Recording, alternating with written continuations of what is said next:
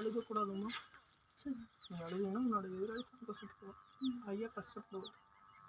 நீ இது எதிர்த்து நின்னாதான் ஐயா சந்தோஷப்படுவோம், உனக்கு எதிராளி கஷ்டப்படுவோம். சரி. உனக்கு எதிராளி கஷ்டப்படணுமா, அவன் சந்தோஷமா இருக்கணுமா?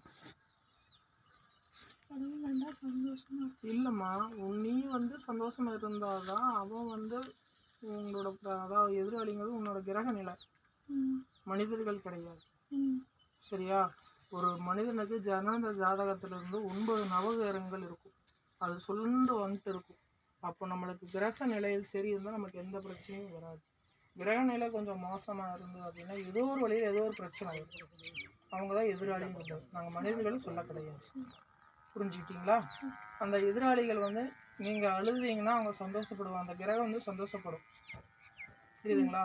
நீங்கள் சந்தோஷமா எது நின்னீங்கன்னா அவங்க கஷ்டம், என்னடா எவ்வளோ கஷ்டம் கொடுத்தாலும் இவங்க ஏதோ ஒரு தெய்வத்துக்கிட்ட ஏதோ ஒரு சமாதியில் போய் காப்பாற்றிக்கிறாங்க, நம்ம இன்னும் கொஞ்சம் அந்த